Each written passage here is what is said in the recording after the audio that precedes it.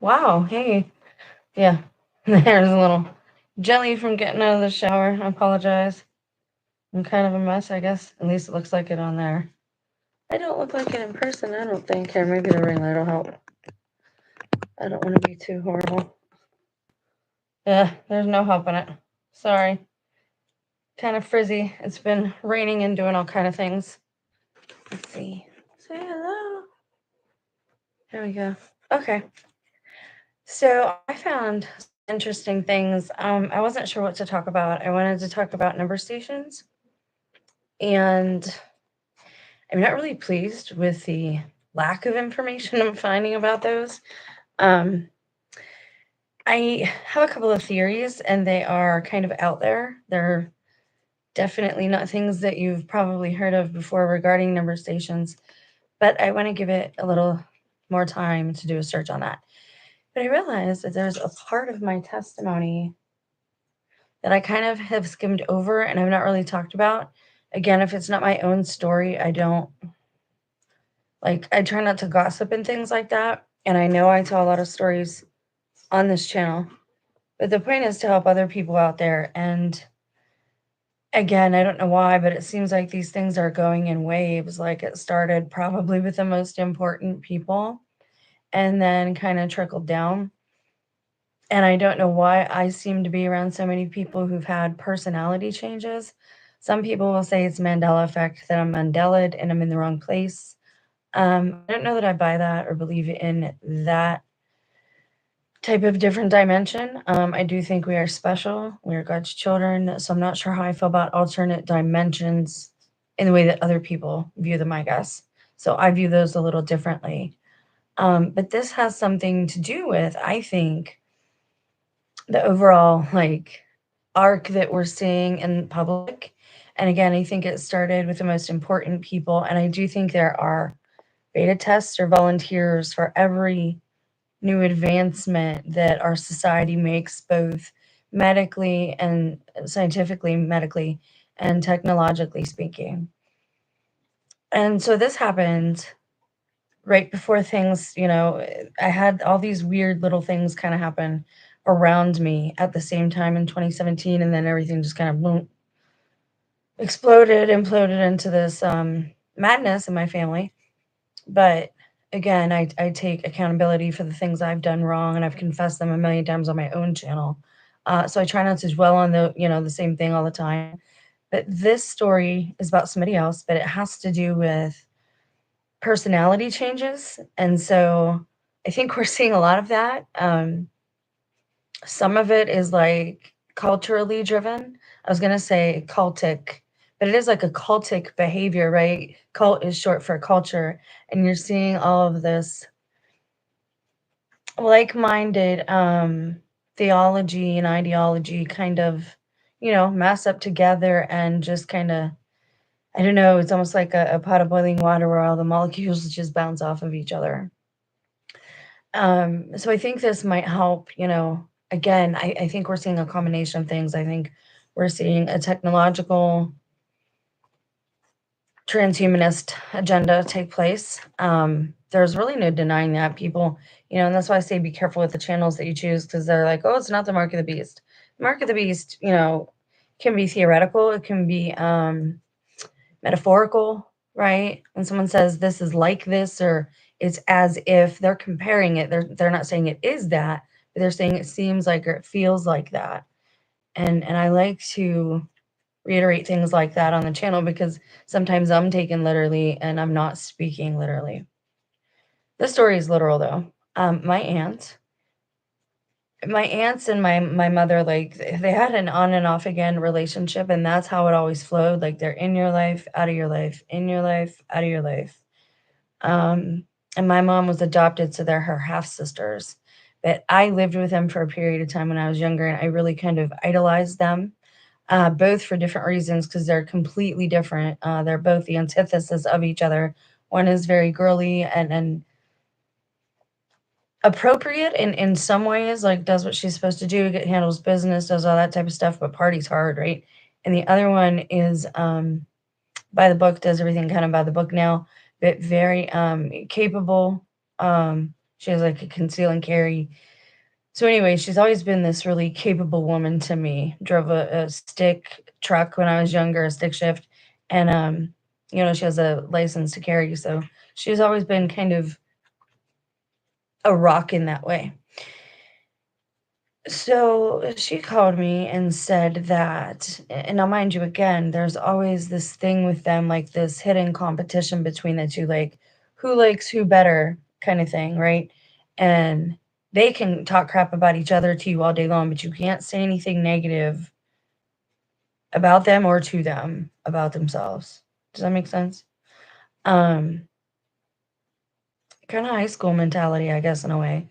So, anyways, my aunt had called me and she said she was going to have this surgery on her brain, that she had aneurysms. And I'm like, oh my gosh, what can I do to help? Right? Because I'm that person who, when there's something going on medical and people need care, I'm kind of the person they call.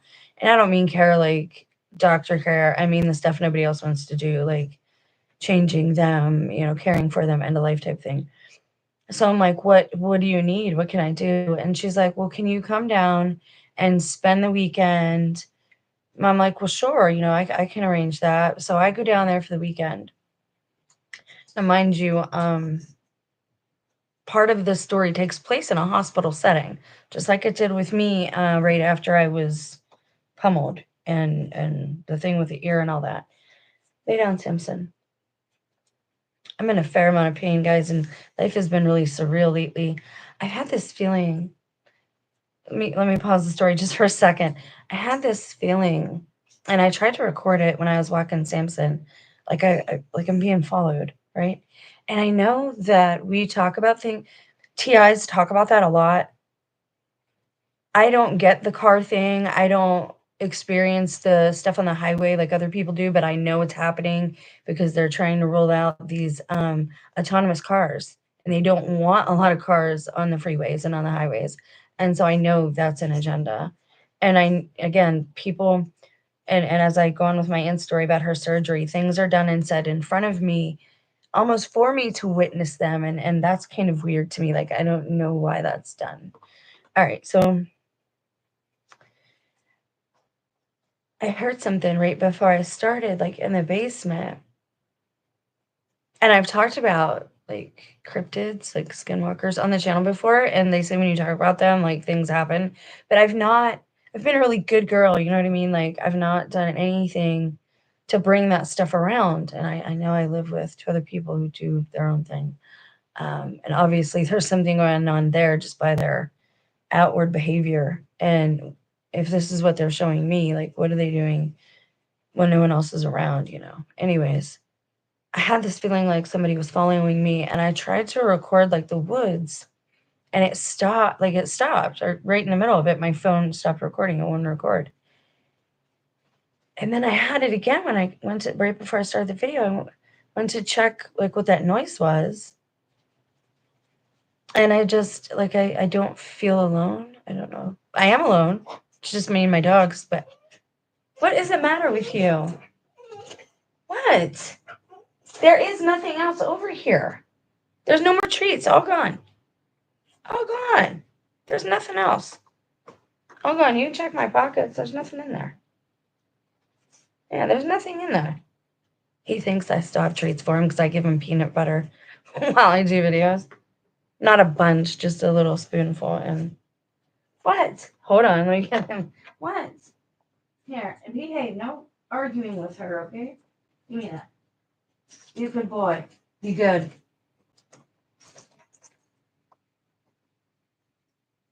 I don't know what you're after, Sammy. Okay, so back to it. So yeah, I've been feeling like not alone and like I've been being followed. And so I just wanted to mention it because sometimes it's a good idea. Like I'm not going to dwell on it and I'm going to ignore it. You know what I mean? Certain things you aren't supposed to pay attention, give them your attention, right? Entertain them, don't entertain them. But anyways, I just wanted to get it out there that this is happening and I'm not sure why. So back to the brain surgery. My aunt called me and I'm like, sure, what can I do? She's like, well, come down for the weekend. I have to be at the hospital really early. So I go down there And at this point in time, she is not talking with her sons. And again, this is how my family is. They're half sisters, half brothers. I guess my grandfather got around. Leave her alone. Do you have your treat in there? Come here. She doesn't have anything. Leave her alone. He thinks somebody still has a treat and there aren't anymore. Excuse me. So I go down there and her sons aren't there because I guess it's an off again time. But the one son shows up as we're at the hospital. But anyway, the night before the hospital, we go to her friend's house and they do like this party, like where they're shaving her head, right? And they make a whole thing of it. He wants to look out the window. Go ahead. And they make like this whole ritual of shaving her head. Now, mind you, my aunt, she's kind of liberal. She is married, she has children, but I don't know how to say this. I always thought that she was gay. She just seemed that way, and I don't know how else to phrase it. And she had friends in that community, and I thought I did too because my brother and sister in that community. But that's when a lot of this started for me was because I made a post on Facebook about an organization and who started it and their interest in children. That's what I said. If everybody's this mad at me for me, if it started with that and coalesced and snowballed into this big like blackballing thing, well, what kind of people do I have around me? If you're mad at me for being mad at child harmers. And that, again, that comes up a lot in my testimony, like people talking about that. And again, why are we dwelling on certain things? Like we should be past certain things. Like not everything should be carnal all the time, right? Anyways, so I go down there to my aunt's and her sons weren't there. And we go to our friend's house and they're shaving her head. And there's these people I've never seen before, but they're kind of on the outskirts. And we got up at like 5 in the morning to go to the hospital in Pittsburgh. And we go down there, and my cousin's mother works there. And I didn't know this at the time. And her and my aunt were on the outs at this point. And again, like I said, my aunts and my mother were that way. They were on again, off again with everybody, including each other. And I was always like, I thought I was the peacemaker or the mender. I'd be like, come on, we're family. Can't we just get along? This type of thing. And I idolized my aunts. They're like my big sisters, I thought. So we go for this surgery. And before the surgery, the surgeon wants to talk with her. He has to get like her consent for stuff. This is where it gets weird, and this is where you should pay attention to consent. She asks me to go in, and I'm like, why do you need me in there? Uncle such and such is here. Why do you want me to go in there? He's your husband. And she's like, well, there has to be two witnesses. And I said, okay.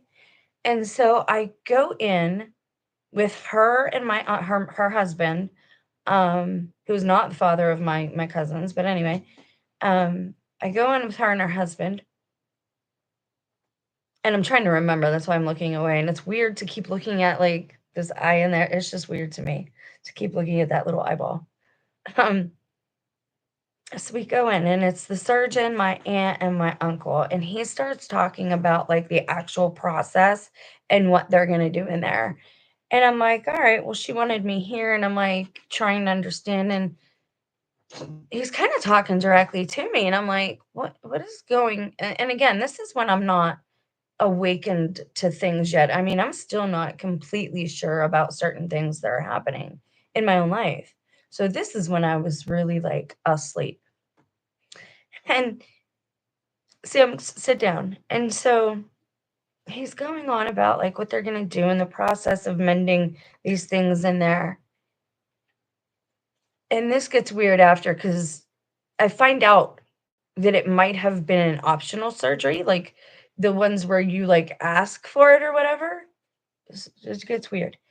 So he's going through all these things about consent and signing the forms, and I'm there with the uncle and the aunt, but I didn't sign anything. But I'm there, and I'm like, why am I here to hear these things? Like, why do they have me in here? Please stop. And I sit down. Stop that. Good boy. She goes for her surgery and it's hours, right?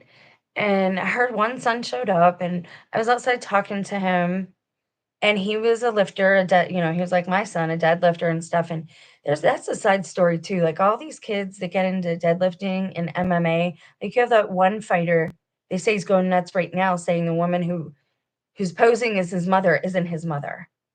So this is a common thread, like, and they're making up damage control, like demon disease and demon syndrome, to like cover up for whatever is actually truly and honestly happening.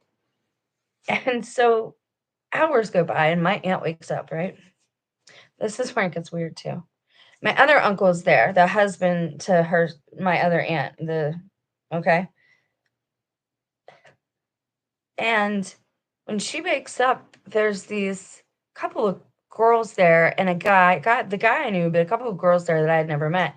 And they were visibly in the rainbow community. And I'm like, okay, but they're here and she's waking up and you're not allowed to have a bunch of people around when you're coming out of anesthesia. And so I'm kind of like, well, whatever. And I'm still kind of like hanging back because my uncle's there and he's her husband, right? So she wakes up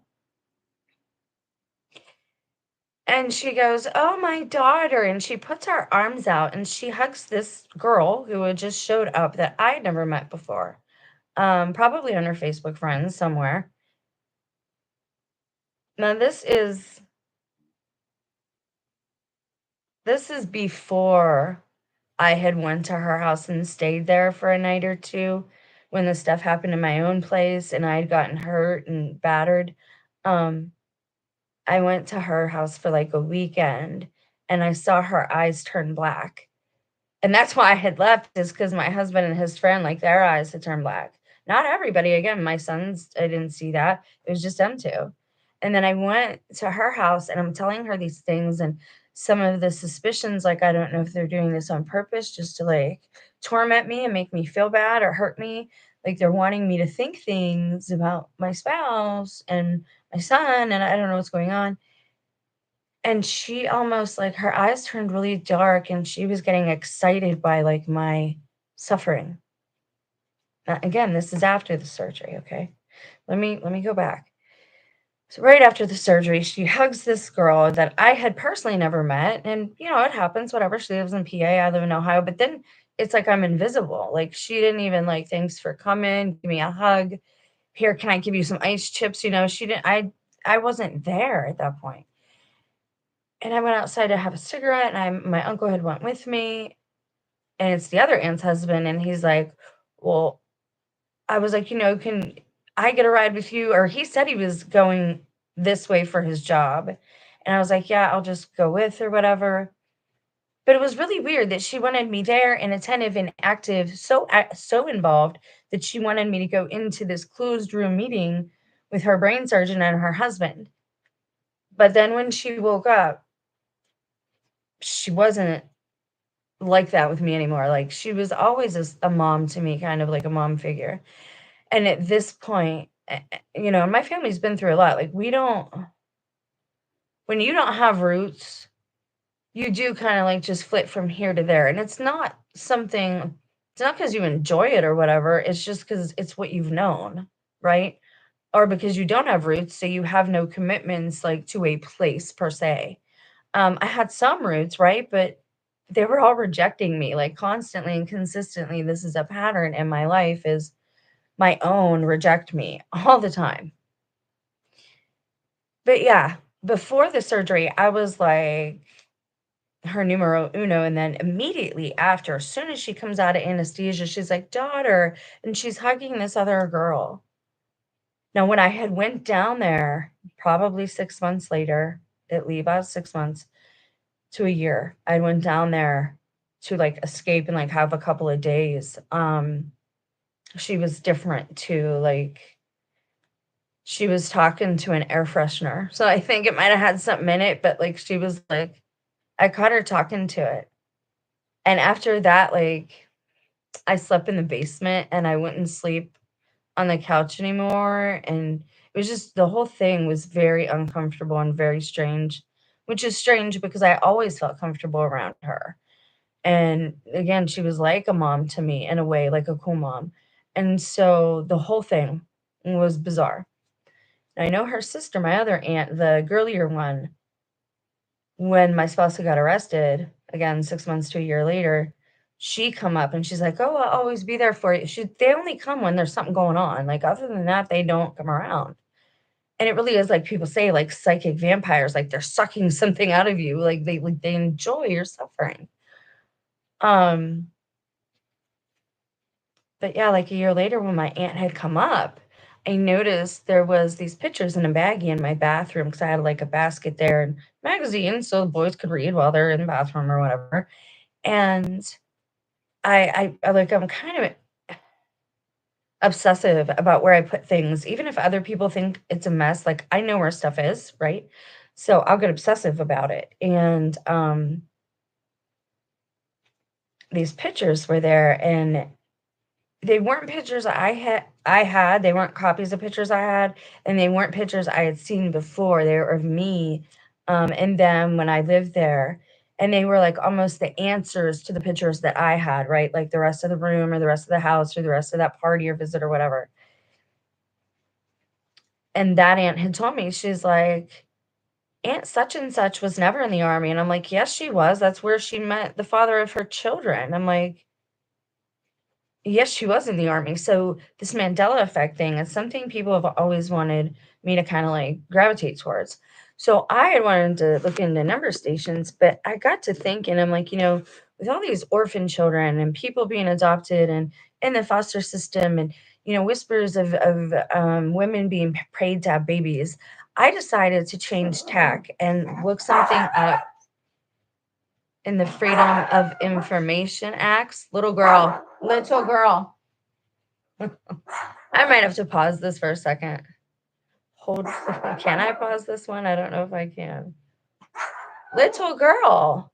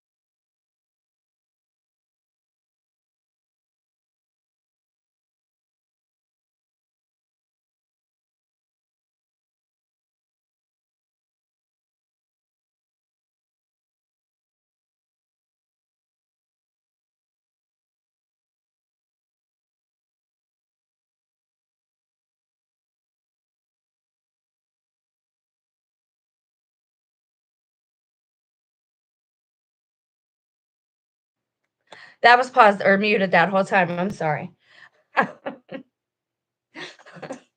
Okay, so I found this thing. I was gonna do number stations, but I'm like, what will go with this story time? Because I had to tell you guys that story time because I don't know what they did to her brain, right? She woke up completely different. Like she still had the same style, sort of, and the same kind, but just completely different. All right. So I started plugging things in because every now and again I'll look up Freedom of Information Act papers just to see what's going on there and if there's anything new or if I get something in my head and I'm not sure like where it's from and like why I want to look it up or where I got the idea, I will go to the FOIA papers. Because I try to pay attention to my instincts, my intuition, God, the spirit of God, the within, where it's leading me. So I want to show you what I found. And this is kind of cool. So let me share it with you. Da-da. La, la, la. There we go. La, la, la. Let me make sure. There we go. All right. This is interesting. I had not heard of this, or if I have heard of it, it's been a while.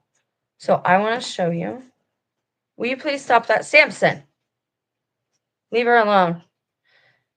This is Paraphysics R&D Warsaw Pact. It's called the Warsaw Pact from February 4th, 1980. This is the CIA government reading room. Will you stop it? And I think I can share the link, so I will do that as well. Stop it. This is Paraphysics R&D Warsaw Pact, February 1980. Prepared by the U.S. Air Force Systems Command, Foreign Technology Division. Not releasable to foreign nationals, not releasable to contractors or contractor consultants. Now, I didn't read this, obviously, but I want to show you guys. There's a lot of pages here. We're on page 2 of 138. But I want you to check this out.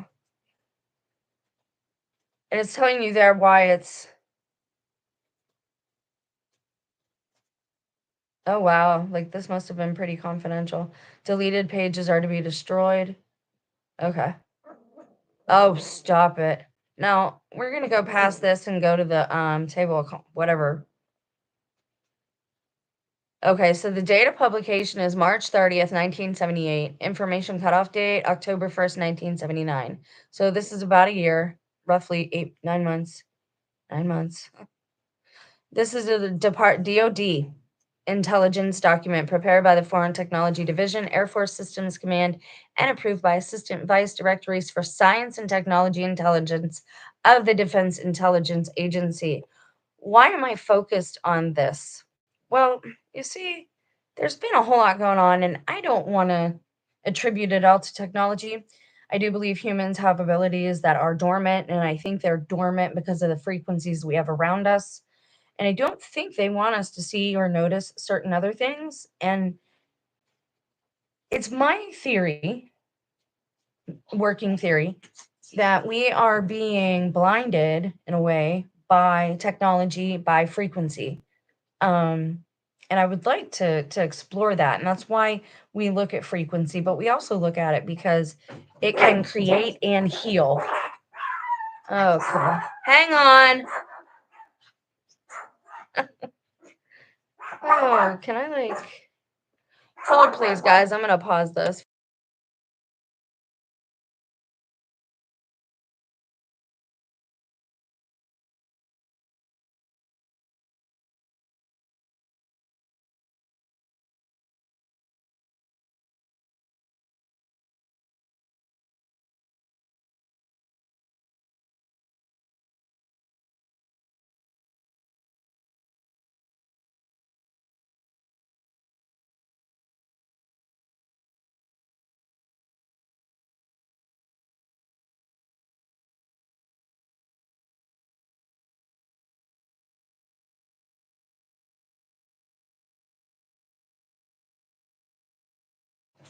I am sorry about that.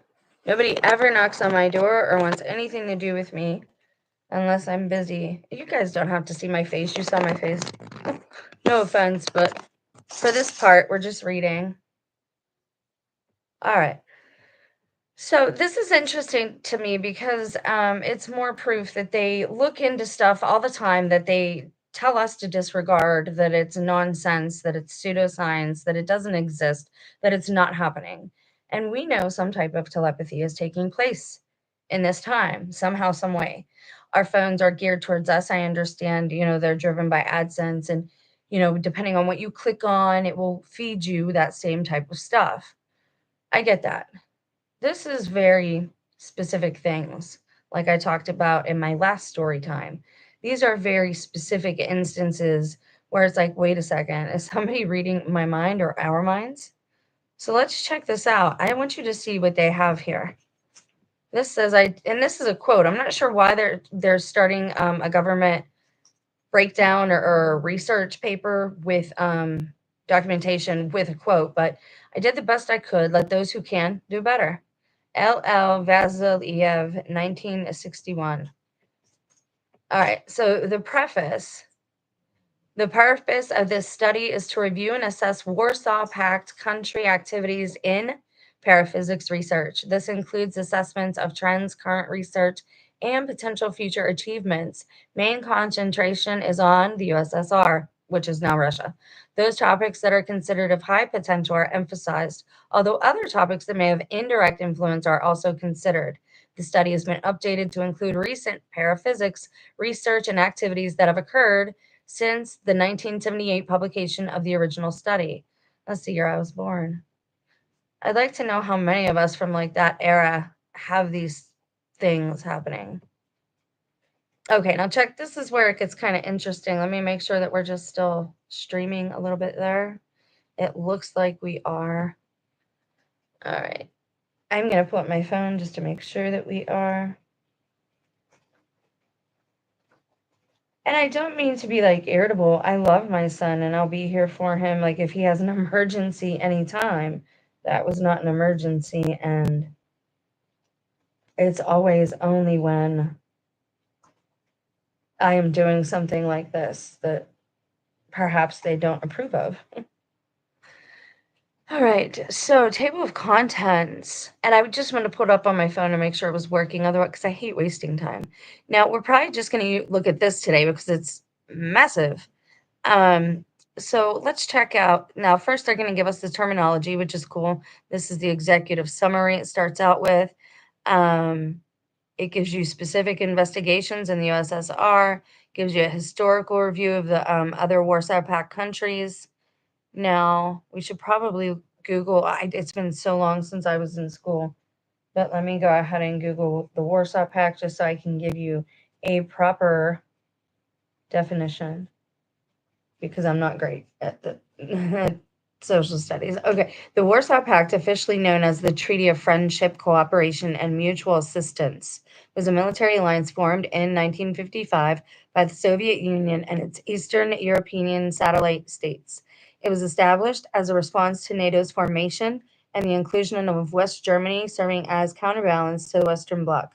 The pact's primary purpose was to maintain Soviet control over Eastern Europe and to defend its members against external threats. What does this have to do with that? Do you see what I mean? What does this have to do with paraphysics? Why is it, and again, is it for the purposes of some type of torture? I don't, like when somebody's a prisoner of war, like what do you, okay, so here, this is where it gets weird. Again, it gets into the Warsaw Pact, gives you a historical review. Subsection, introduction, dowsing. Dowsing is when you get those like metal rods and try to find water. Idiomotor response, myotransfer, I can't even say that word, response, suppressed neuromuscular response, involuntary physiological changes.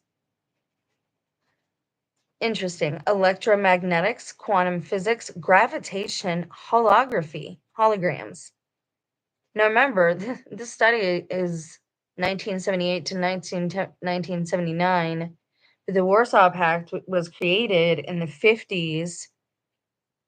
Paraphysics research environment, belief structures, perceived threat from the West, organizational politics, net assessment, and then you got level of research effort, quantitative measures, and it gets into like numbers, statistics, right? Barriers to assessment, number of paraphysics researchers, which there probably wasn't a lot back then.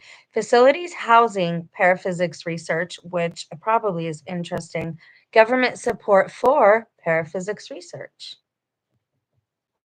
But again, some of the stuff they tell us doesn't exist. Support for related disciplines, summary of governmental support. Section 8, summary and conclusion, paranormal processes, other paraphysics topics, research and environment. Then you get into the appendix, and it's personalities and facilities associated with paraphysics. So they're like profiling people. Annex A is personality and facilities, prime paraphysics areas. Then you have secondary paraphysics, journalists who have reported on paraphysics. So this is like a collection here of people involved at the higher levels in the paraphysics research, even journalists. And like I said, this whole section seems to be like just statistics, it's numbers. But all the different ways they have to track people, it's just wild. There should not ever be any missing people. We've had cameras in our homes since they started giving away free friggin' appliances back in the 60s. And I found the document on that and showed it to you guys. So few people actually watch the videos, though, but it is what it is. Okay, what else do we got? Biographical notes, selected personalities, methodological and data considerations. And then the list of the tables, academic specialty of paraphysics researchers, prime areas, type of facility, housing research, prime areas, number of cities, facilities, and personalities involved in paraphysics research, Warsaw Pact. Most important research facilities, prime paraphysics areas. Comparison of 2 interviews with the same source. Interesting. So here you have the executive summary. And this is a general, it says the USSR research on paranormal phenomena, i.e., telepathy and ESP, was begun in the early 1920s. So this is the US's or America's intelligence at that time on the study. How do you even say it? Into people, to the abilities that some people have with telepathy and ESP and precognition. Let's read this though. USSR research on paranormal phenomena, i.e., telepathy and ESP, was begun in the early 1920s by a few researchers, was interrupted at the start of World War II, and was reinitiated in 1959. It's around the time my mother was born. At that time and shortly after, established scientists from various disciplines entered this research field, and the scope of research was increased to include all types of paranormal phenomena. For example, psychokinesis. Recently, additional researchers have become active with such of their work addressing a wide range of human sensitivities, i.e., or examples to subtle electromagnetic fields. Right there, baby. The government is openly admitting, can I not do anything with this? Do I not have a highlighter? Can I use a highlighter? Annotation. You won't let me use a highlighter? What is that? That's for notes. Anyways, they basically admit it right there. Additional researchers have become active, and this paper was from the 1979, with some of their work addressing a wide range of human sensitivities. For example, to the subtle electromagnetic fields. That's what they're doing with some TIs. That's what they could be doing with me, why I'm in pain all the time. Fibromyalgia. Sure, that's what it is. A trend toward multidisciplinary research is emerging, which could accelerate understanding of various paranormal phenomena. Additional investments and increases in scope of this research will very likely occur in the future. And see, this probably excites a lot of people, or did at the time, but the problem with all of this stuff is that we weaponize everything. Like our military wants to make a weapon out of everything. To a hammer, everything looks like a nail, right? And so they want to, how can we use this? How can we exploit this? But it's people, and we're sentient beings, but they're researching like how to best torment us, and how to secretly and quietly harm us, basically. Okay, C. Oh, that's not C. They all say C.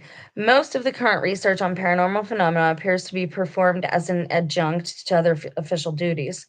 However, it is likely that some researchers are involved on a full-time basis and are receiving government support.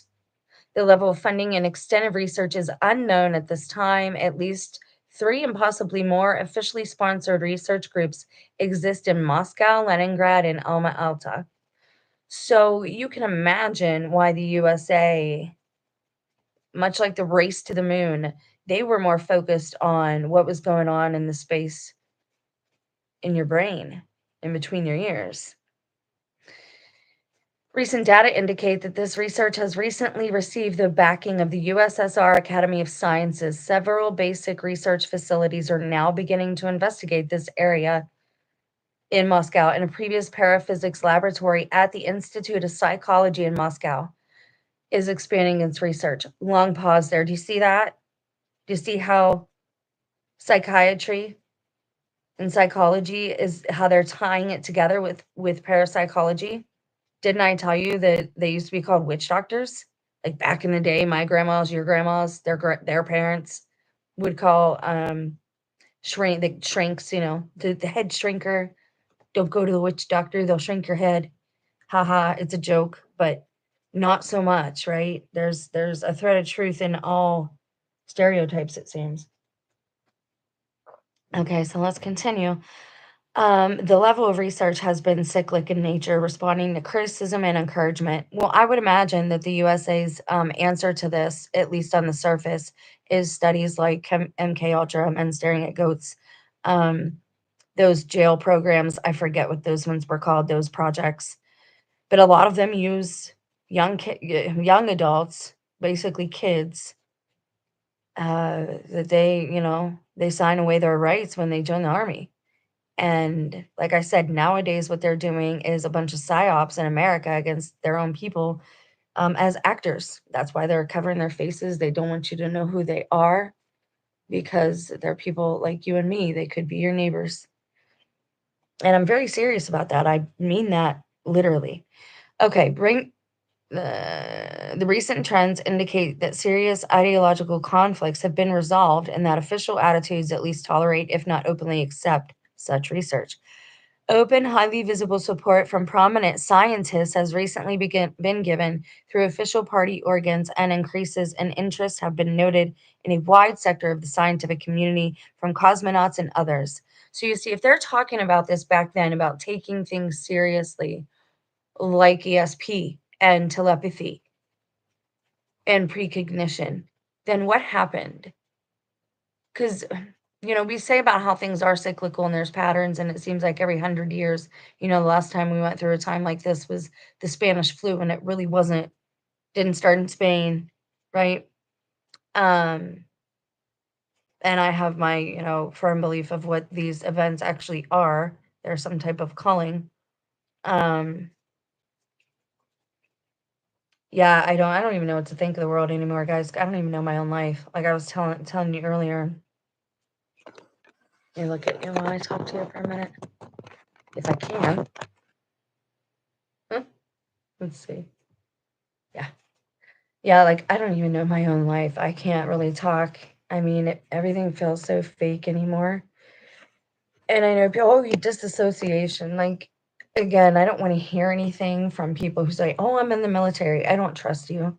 I don't care what you did there or how you're trying to redeem yourself now. I don't trust you. I don't believe the stuff that you say. Everything I've seen from people in the military is lies. Nothing but lies. That's all they do for a living is lie. I don't care anymore. And it's life itself. Like, I remember Christmas used to be, I don't want to say magic, but I remember the feeling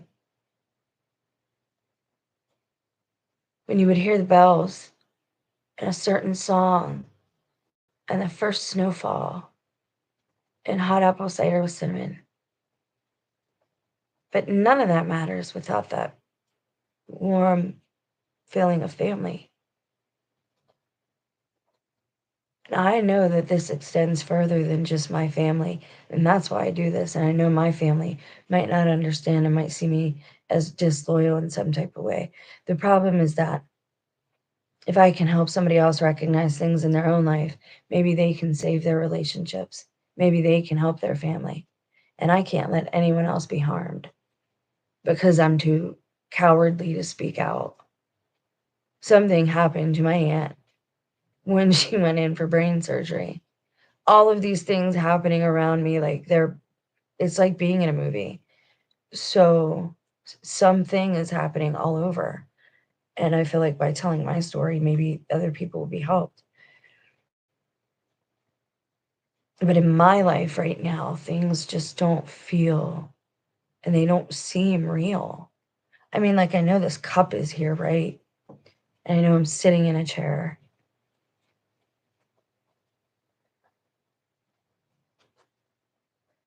But the memories of how closeness used to feel, it's heartbreaking, like walking around like that all day with your heart just like busted up. And every day the world finds a new way to break my heart. And I'm not being facetious. Um, because this is kind of my vlog, right? And it is kind of my story. And maybe I'd like somebody to know that I exist, because my family doesn't want me around and they won't take me anywhere. They know I don't drive. They don't even offer, hey, wanna go for a ride? I haven't left this area within walking distance in months.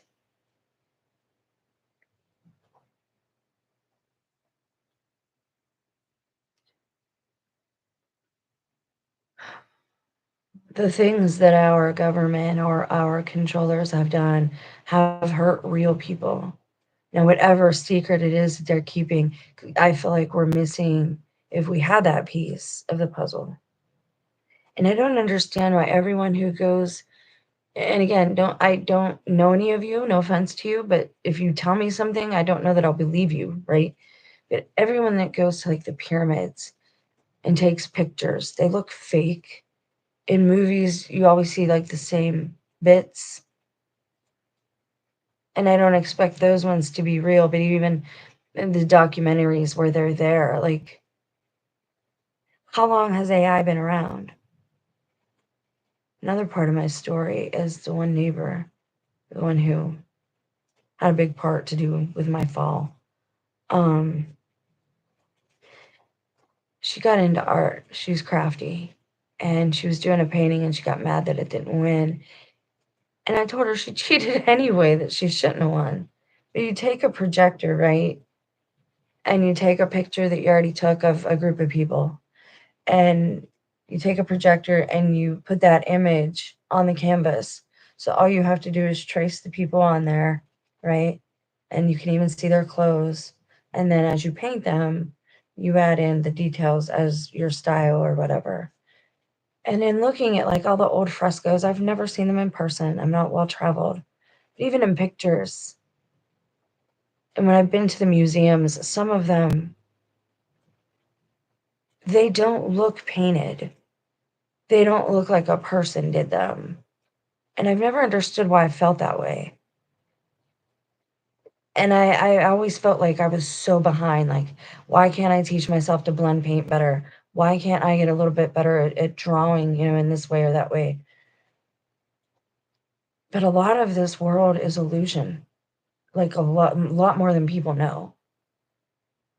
I don't know about you, but this channel and myself, like, I'm looking for, what do they call it? The Philosopher's Stone. Like, that's the quest I'm on. Like, I need to know the truth of life here and why everybody is so confused all of a sudden and out of their minds. And it might be tribulation, it might be biblical, but that's not even what I'm talking about. Like, we're not supposed to just sit around and do nothing and watch our family and friends, like, theoretically speaking, walk off cliffs while they're playing Pokemon Go. But life doesn't feel real lately. And I told you at the beginning of this video how I felt like somebody was watching me and I heard something in the basement. And then all of a sudden he's knocking when there's a video on. I swear it's like they don't actually leave the house, but they do. This is so weird. And I never see both of them at the same time anymore. Like, I really feel like my life is a simulation. And I can't believe I'm saying that because I've always said, no, like, that's not what's going on. But something for me in this situation is wonky, and I need to know what happened and I need to know why. And I have to do something to fix it if I can. I don't care if that sounds highfalutin. I don't know what phrase to use. I don't know.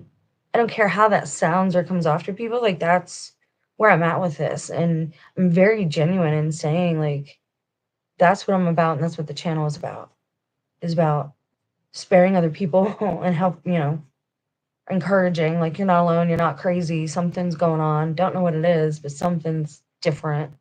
Um, anyways, things don't feel real. I mean, how are you guys feeling? If you watch this video and you hang in there that long, how's life for you? Because I don't know. Girl, stop that. Oh my gosh, she's scratching up my sheets now. Okay, so they've been looking into this stuff for years and years and years. And suddenly, probably in the last 10 years, the most, but maybe the last 20, because people were kind of open about this stuff when I was younger. And then everything got to be like, oh, you believe in God? Well, you're crazy, blah, blah, blah. Or you believe in God? That's stupid. Like, will you go to Sunday school with me? Who are you and what are you talking about? It just, came this switch, and it was gradual, sort of, but the internet seems like it had a lot to do with a lot of things. Because the year we got together was 95, and that's also the year the internet went big. Sorry if I got dark all of a sudden there. My little ringy light stopped working. So something like 95 was a strange year, and then you get to like 2000, the millennium, and things just aren't like they're not flowing. And I don't mean to say like I don't think it's just me. It seems like it's other people too. But I want to hear from you guys and your experiences because so many big things have happened in my life over the past 10, 15 years, and I don't know what to think about most of them. So it says it was cyclic in nature. Okay, research trends and achievements. The striving for ideological acceptance has led researchers to create a variety of new terms for this research and to emphasize theoretical explanations based on known or yet to be discovered physical mechanisms. Okay, so this is where they get into like using words like quantum, I think. While this may lead to improved research in some areas, it could cause other possibilities to be ignored. An emphasis on application potential is also apparent, meaning they want to learn how to apply this, the USSR in their studies. This is America's intelligence, right? And this is their conjecture. They're assuming that the USSR is doing this not just for theoretical reasons, but for applicable reasons too. They want to know how to apply these abilities. Well, what reason could a government have to apply abilities that are parapsychical or paraphysical in nature, right? Like ESP, like telepathy. What would you do with those other than weaponize them? Oh, sad. Okay. Most Soviet research has been with people who demonstrate consistently high paranormal performance ability. It is known that there is a program to screen gifted people from the general population and that training techniques are used to enhance such abilities. I would swear that's why they traumatized me. Like I'm some kind of rat. And they showed me the rat. And I never consented and I still don't, but whatever. The data for assessing achievements in paranormal phenomena research are quite limited, and very little information is available from reliable researchers. Even their data usually lack sufficient backup material. This may be due in some cases to lack of proper publication channels for such research. And it's because you're the first. When you're the first, like, to openly document and openly research something, I mean, there's going to be ridicule. There's going to be lack of information because you're creating that information, right? It's not research anymore. It's hypotheses. You're doing science. You're testing your hypotheses. The data for assessing achievements in paranormal phenomena research are quite limited and very little information is available from reliable researchers. Even their data usually lack sufficient backup material. This may due in some cases to lack of proper publication channels, right? Although limited, however, the data available from reliable researchers are highly significant. That means the data that they do have is impressive. In 1967, the most statistically significant telepathy experiment in the history of paranormal phenomena research occurred. An experiment by Kogan's group in Moscow achieved 105 out of 135 correct correlations to random selected digits from 0 to 9. The sender and receiver were separated by a few meters to a few kilometers. Kogan's group also achieved statistically significant results in long distance experiments. These experiments and others demonstrate the basic communication potential of paranormal abilities. So you see, okay, so if a military, theoretically speaking, can tap into these abilities, right? You no longer have to worry about any of your intelligence being leaked other than by those two individuals. If you can create a brain to brain interface, see what I'm saying? So no more need for like spy games, really. and no more need for emails to be leaked, right? Because you're going from that mind to that mind. So there is no paper trail, there is no electronic trail to follow. I think that's kind of cool. Well, not, let me rephrase. I get why they're doing it, but I still would not consent because it's creepy. It's a little creepy. Like is this stuff that should be messed with? I don't in this way, right? Like I'm all for the research, and I would probably, if there were studies, open studies being done, I would probably join some kind of study, but it has to be done right, and it has to be done ethically. Like you can't, even the stuff they do, especially with what's done to animals. So basically, they want to learn how to apply this. Now, similar experiments have probably been repeated since the communication application is a known USSR research goal.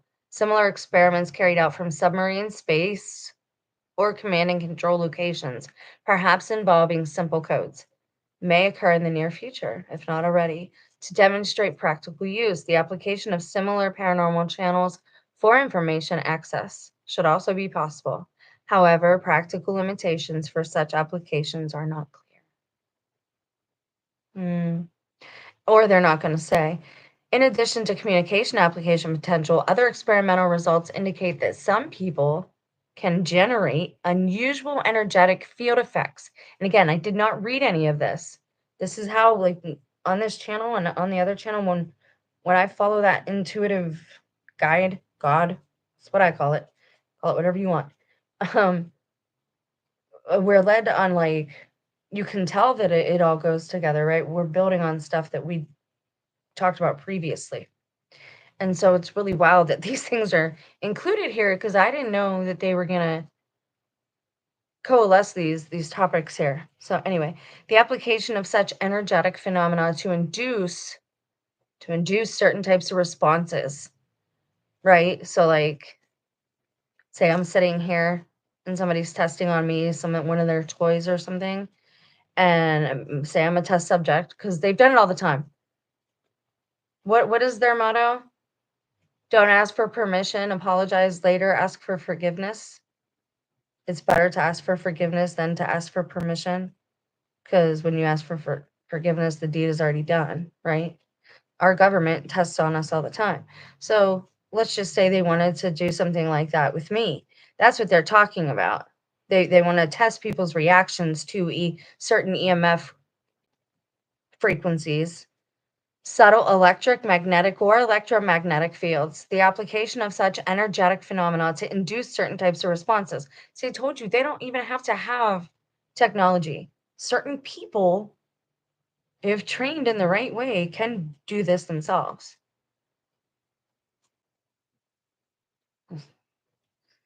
God, I feel like a lab rat. The application of such energetic phenomena to induce certain types of responses and others might be considered by Warsaw Pact countries.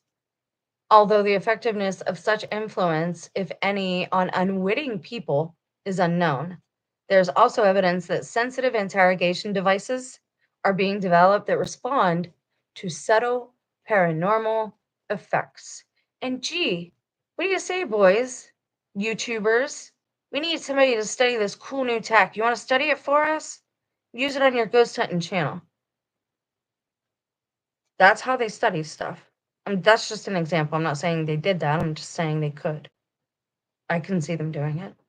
Like, hey, test this device, see if it works to test paranormal activity. But at the same time, it's giving off frequencies that might mess with you. So you think there's something there that's not actually there. They're just messing with the frequency and it's causing the hairs on your neck to stand up. That's just one example. Okay. However, their research in other areas of paraphysics, such as dowsing, does appear to be reliable. You can find water by that, I'm told. According to research and what other people have said. This research could provide clues for explaining in part other unusual paranormal abilities, such as telepathy, and could indicate ways of enhancing such abilities. Trauma, anyone? For wider practical use. Trauma opens you up. And that's the shame of it. Like you don't have to do anything wrong to receive that, and it still will like open up your mind too much.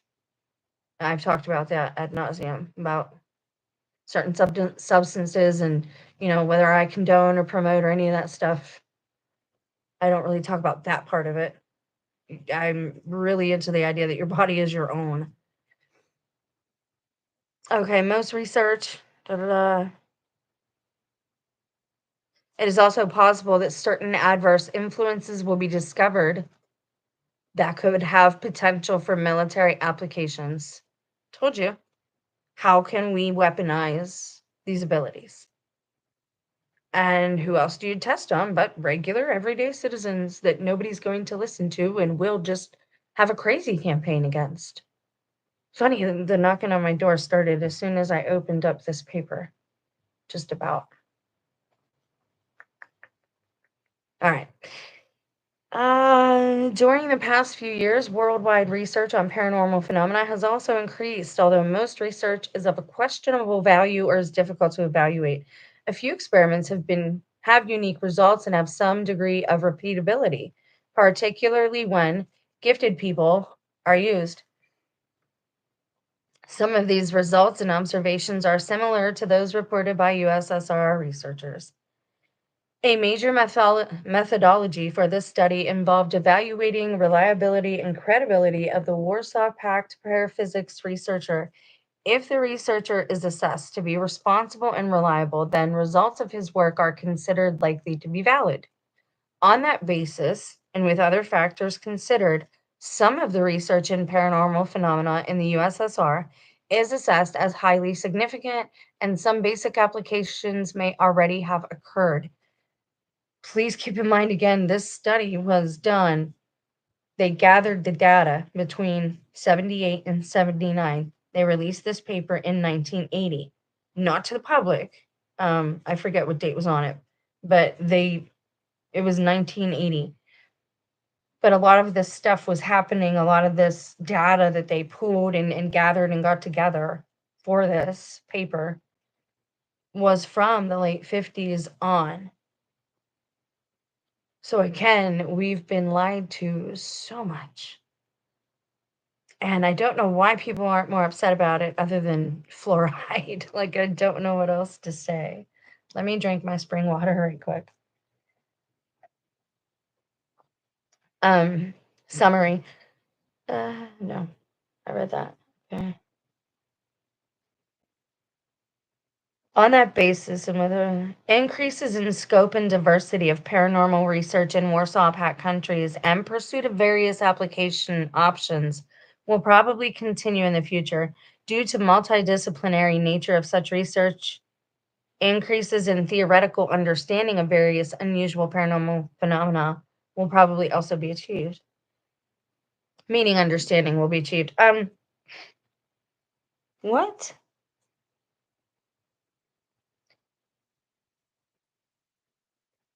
I don't understand what the word like we read the Warsaw Pact. What does that have to do with this type of research?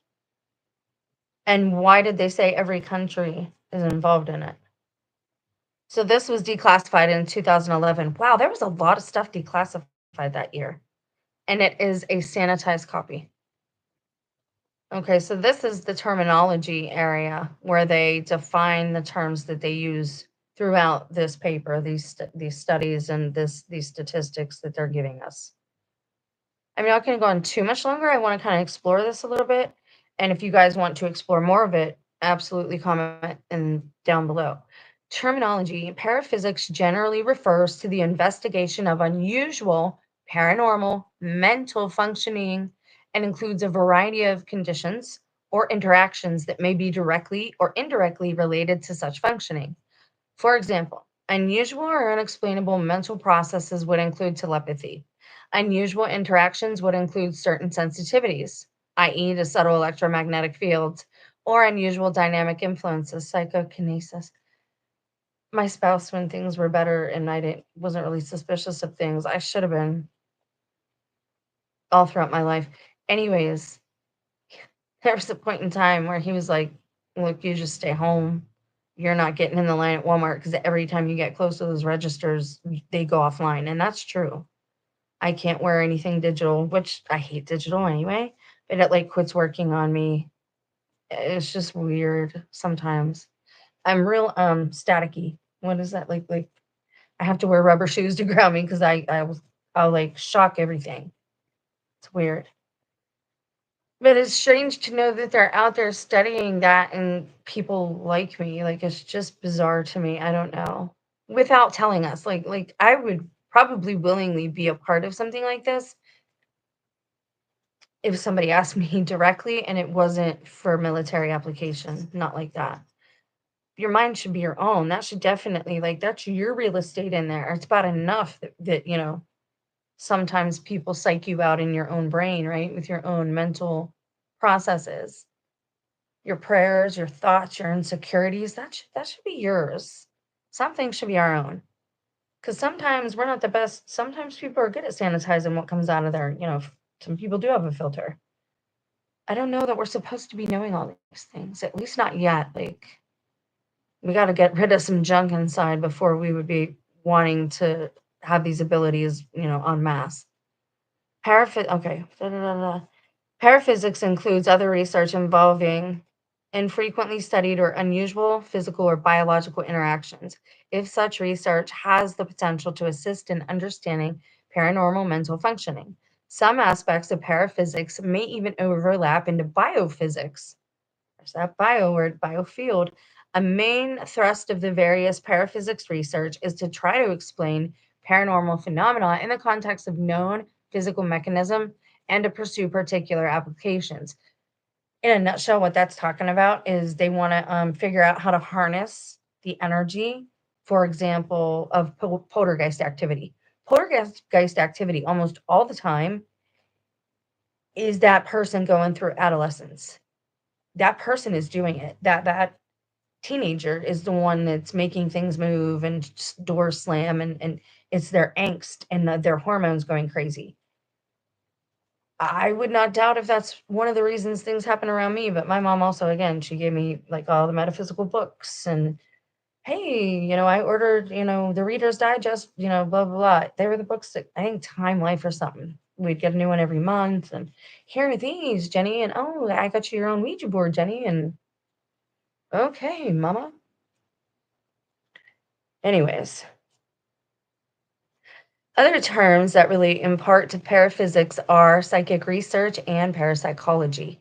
However, this research has usually been concerned with statistical, psychological, and physiological aspects and has not necessarily investigated biological or physical interactions that could explain such phenomena. Recently, a Soviet term, psychoenergetics. So I think that's one of the reasons people don't like having me around is because I sense too much. Bizarre. It's a bizarre feeling. Recently, a Soviet term, psychoenergetics, has been gaining popularity. This refers to the study of informational and energetic processes associated with paranormal mental functioning. Soviet researchers had previously introduced terms such as bioinformation, i.e., telepathy, and bioenergetics, i.e., psychokinesis, to describe some paranormal phenomena. Another term used by Warsaw Pact researchers is psychotronics. This is similar in meaning to psychoenergetics, but is intended to emphasize instrumentation aspects, like the dowsing, I think, would be included there. These recent terms include and expand upon investigation previously listed under other labels and tend to lessen or avoid adverse views sometimes associated with the older terminology. So basically, they rebranded everything that was ESP, fortune teller, woo, psychic stuff. They rebranded it, renamed it, brought it into the scientific field so they could study. So they could study it. Like, that's what they did. They made it more pleasing to the intellectuals who would have to read the papers and the people who give the grants, right? And that's a big part of this. If you look like to where grants go, and I'm not big on follow the money. Like, I don't believe that because I know money's fake. Like, they made the money. They don't want your money. They don't care about it. They created money. What the heck do they want more money for? They can go make more anytime they want. It's not about money for the controllers. And people still don't get that. They want our money. No, they don't. They make your money. They don't want it. They want something else from you. They want your mind. They want your heart. They want your body. They want your soul. However, they can exploit you and turn that into some type of energy. However, they can alchemize you and exploit you. For some reason, that's like, I mean, we're dealing with sadists, man. These recent, okay. An order term commonly used, oh, here we go into clairvoyance. An order term commonly used in relation to such phenomena is extrasensory perception, ESP, which includes telepathy and clairvoyance. Telepathy refers to apparent mind-to-mind communication ability without known sensory means. So that'd be perfect for military application because, again, you'd never have to send emails. There would be no tracing or tracking you down. You would never need to worry about that. That's wild to think. Like, there are people right now that are already living this way somehow. Wow. Huh. This appears to be a central. Oh, wait. Oh, sorry. This. Okay, so back up here. I'm not actually pointing at it, am I? This appears to be a central concern in the USSR, where such research in the past has had mystical or occult implication that definitely conflicted with Marxist doctrine. See, anything Marxists are very materialistic, so are communists. Everything is based on what you can see. If you can't see it, it's not there. And beauty, anything beautiful has to be destroyed. Music, art, women, people. I was beautiful when this all started. Now I'm not, but it's okay. I didn't know I was beautiful at the time. Like, I was a good looking young girl, like most girls. An order term, and that's why we're exploited. An order term commonly used is telepathy, clairvoyance. Okay, so these categories are very difficult to differentiate, and many researchers currently refer to them as general ESP or GESP without attempting to distinguish the particular mode. Well, that's terrible. Just because you're lazy and you don't want to, like, you invent words all the time. Another general term currently in use is remote viewing, which is similar to general ESP, but usually refers to a specific ability, i.e., describing remote geographic locations. An order term in general use is psychokinesis, which refers to apparent mental influencing of configuration or motion of material objects. That would be wild. Certain mental states also appear to influence material properties or biological processes in people and organisms, in sentient beings, and seem to have elements of ESP or psychokinesis. These apparent interactions are also considered part of paraphysics or psychoenergetics research. Scope. Okay, so the scope is like it's telling you what it's going to cover and what its area of, coverage is. Nothing beyond that. In this study, primary attention is given to Warsaw Pact country activities and investigations that directly relate to paranormal informational processes, telepathy, clairvoyance, remote viewing, and to paranormal energetic processes, psychokinesis, bioenergetics. Other material is included if it appears to provide additional insight for understanding such processes or if it helps clarify the research in general. All right, interesting. Let's keep going. In addition to assessing validity and significance of available research, assessments of degree and nature of possible classified research are made. Official attitudes, political and scientific, towards such research are examined. These attitudes have a direct bearing on future research levels, meaning if their peers aren't accepting of this report, chances are no more money will be funneled to this area of research or intelligence gathering. Do you feel me there? Do you know what I mean? I hope that makes sense. Section 2, specific investigations. In this section, the USSR paraphysics research that relates to paranormal mental processes is reviewed. This includes research on information processes telepathy, clairvoyance, bioinformation, and energetic processes, psychokinesis, and bioenergetics. The data available are very limited and have been reported by only a few researchers. Due to the relative diversity of each researcher's interests and research approach, it is convenient to organize this section according to researchers rather than specific topics. Oh, that's annoying for us though, because we don't know these people. The most credible data available at this time are from I.M. Kogan.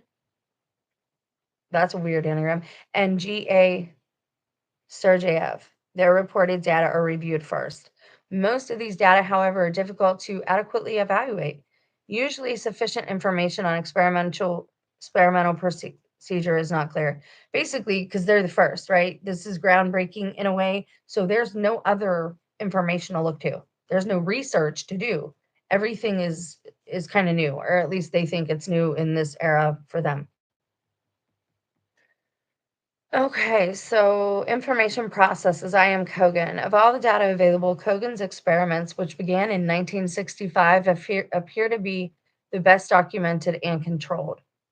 Kogan's emphasis is on information theory aspects of telepathy, and his initial theoretical goal was to show that electromagnetic theory is not necessarily incompatible with apparent telepathic phenomena.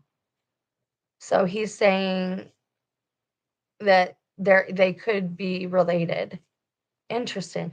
During 1966 to 1970, he published results of some of his successful experiments in the USSR technical journal Radio Engineering. In 1969, some of the results were summarized in a paper, The Information Aspects of Telepathy, for a symposium on ESP at UCLA. Although he has released no data since 1970, he is definitely known to be still involved in extensive research and experimentation. Yeah, but this is 8 or 9 years later. Is dude alive? Is he all right? The types of experiments reported by Kogan include short-distance telepathic suggestion of mental orders. Interesting. Short-distance telepathic suggestion of mental orders.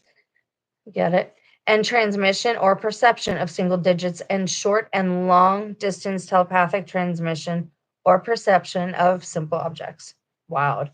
The early short distance experiments may have been performed to verify some of the research conducted by, okay, that's the guy they quoted in the beginning. Vasilyev also appears as Vasiliev in literature. Okay, good to know. In the 1920s and 30s, this dude used a hypnotic state as well as normal consciousness to verify some of that research. Okay. Okay, wait. How are you going to say anything of that's valid, though, if somebody was in a hypnotic state? Some experiments were also conducted in shielded rooms. Good idea, I guess. Kogan was sufficiently satisfied that the results were far greater than expected by chance and that further research was warranted. For example, in one experiment involving selection of one of 10 cards, numbered 1 through 10, which inductor, sender, is in a separate room, and the recipient, the one who will receive the message, is in a different room. So out of 13, they selected 13 correct cards in 26 attempts. I don't know, that's half and half. That's not really good. Probability around 10 to... The hypnotic state experiments, which involve the well-known Moscow medical hypnotist V.L. Raykov. If you've never heard of him, he pops up a lot in this occult, like hypnosis stuff. Yeah, he's a weird dude. We're limited to study of correlations between time of waking intent by the sender and the actual waking of a hypnotic subject. Kogan states the results to be far greater than chance occurrences. So they put somebody in a hypnotic state and then use somebody else that was gifted. They're both gifted, but they take one, put them in a hypnosis, and then to get them to come out of that hypnosis and tell them to wake up, they don't do it aloud, but they do it in their mind. Am I totally misunderstanding this part? That part's weird. We're limited to study of correlations between time of waking. Okay, Kogan states the results to be far greater than chance occurrences, but it warrants further research, blah, blah, blah. Doesn't it always, though? Most short distance experiments and the long distance experiments involved attempts to transmit images of specific objects that were unknown to the recipient. Like I would sit here, I'd think of an object, and one of you would write it down or whatever, and then they would see if you were correct. What if you, but people lie. That's the thing, though. I think the test subject or the one who's sending, they give you the information to send, like the picture or the word or the phrase or what have you. Okay. Kogan observed that in such experiments, the exact image, particularly of complex shapes, was not generally perceived. Instead, general attributes of the intended target were described. Kogan therefore developed an index for evaluating the recipient's descriptions. This index included target attributes such as sensation or general feature, color, shape, action, or emotion.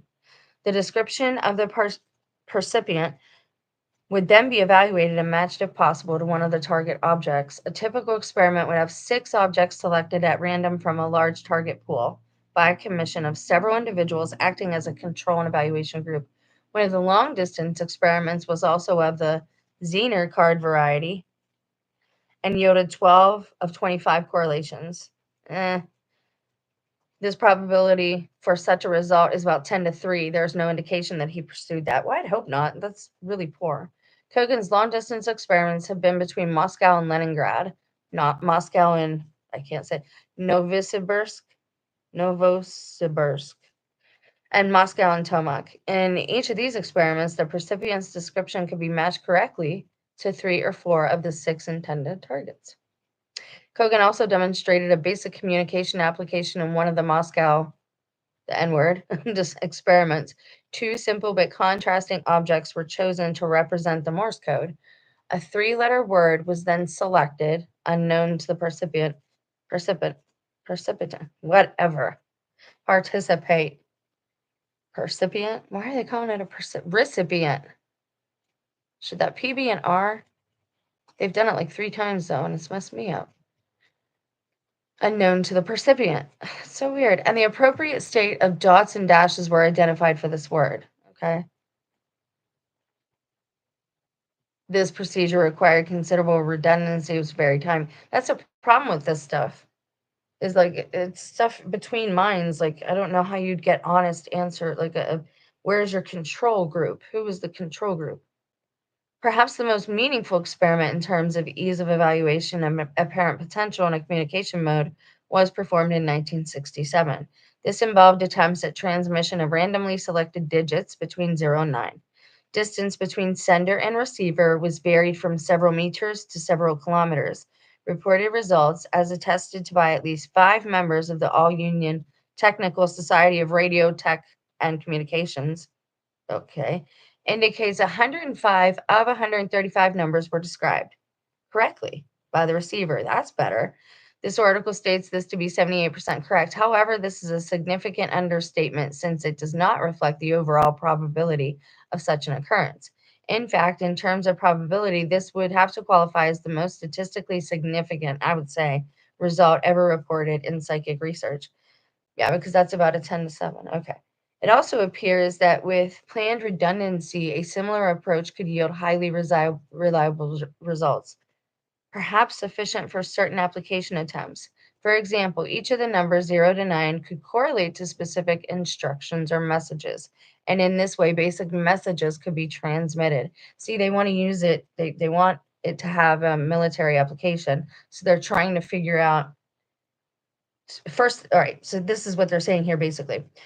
You got 2 people and they're trying to send information from one person to that person, right? And say this is what I'm looking at. There's miniature New Testament Psalms and Proverbs. So this is what we expect that person to see and to tell us. But what they give us is only, well, orange, black, and life advice or something, right? Wisdom, ancient wisdom. They're only getting basics back. So now what they're trying to do is, okay, well, since we're getting reliable results with just basic words or concepts, let's turn them into codes.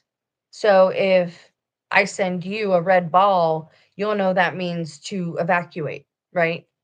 That's what they're doing here, is trying to figure out a system to code it. They're trying to build a code for mental telepathy. Spy games. Welcome to America 2025, where everybody's bored and doesn't know what's going on. Okay, so Kogan apparently has been using some type of screening test since 1965 for selecting gifted people. How do they select them, Chuck? Subjects most often associated with his experiments apparently exhibit vivid internal imagery in a conscious state, enabling experimentation without the need for special techniques, such as hypnosis. Again, people like me. Kogan shows no serious interest in the traditional card guessing experiments or usual statistical methods. He appears to be mainly concerned with experiments involving people who have already demonstrated a high degree of paranormal ability, and he is very likely seeking a degree of repeatability suitable for reliable applications. Meaning somebody that can, people who can do this over and over again. And that's the thing, like certain things you can't tell them when to work. Like it just happens. Things that I say, I don't might mean for them to like end up happening. I'm not manifesting. It's just again, God telling me what's coming or warning me. Kogan may also be investigating the possibility of a person other than the intended receiver to perceive the target objects. Okay, so now what they're getting into is like spy one here, like military guy here, like CIA dude here, CIA dude here, right? We got these two CIA. Well, let's make them KJB. We got a KJB guy here, KJGB guy here, two Russian spies, and then over here, let's bring Pinky. We got this little Pinky guy. When he's hiding, he's an American spy. So you got these two KGB guys, and they're talking mentally. This guy can listen in. He can hear. So now they want somebody. I can't believe we're talking about this. Now they want somebody that can do that. So having their sender and receiver isn't enough. Now they need an interceptor, somebody to intercept messages between two people in their minds.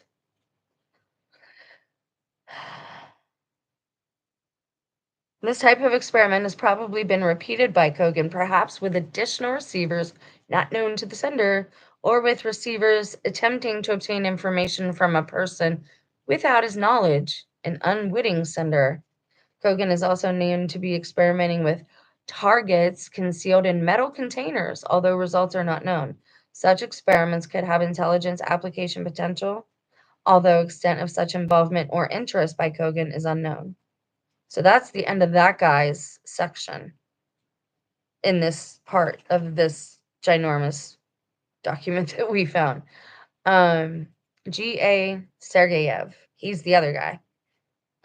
So he's going to be, we're going to be talking about his research here. But this video has been long enough. I will save this. We can look at more of this either tomorrow night or Monday. But I also need to like catch up on current events with you guys because there's a few things going on we should probably pay attention to, again, that aren't getting a lot of coverage. So we'll get into that too. But I thought this was really interesting. And I was looking for stuff on number stations and found this in the FOIAs. And I'm like, well, it's 180 pages or something. I got to download this because it's talking about quantum physics and paraphysics and metaphysics being a part of like these studies in the USSR that far back. And they're not calling them crazy. Like this is intelligence gathering that the US got. But just remember, number one, just because somebody shows you a document and said it's from the military, you don't have to believe that. Anything can go online these days, right? Anybody can change a wiki document. You can make these up if you know what you're doing. And a patent, just because somebody gets a patent doesn't mean that that actual invention is out there. That creation is in existence. People apply for patents and some of them sit there and do nothing to gather dust. So remember that too when people are so, oh, look, the sun simulator. I don't know if it's real or fake. I'm just telling you, don't believe everything that you see, especially like we already know we can't trust the government. We already know we can't trust the media. So why then are we going back blindly believing what they're giving us in another area? Let's not be cognitively dissonant. Let's be aware on all fronts, right? So we can look at this some more if you guys want to. I thought it was fascinating to see like actual proof that they investigate these things. that it's not woo-woo science, that it's not pseudoscience. And if it is fake science, well, then why, pray tell, is our CIA and our state or tax-funded systems wasting time and money on it then, if it's not real?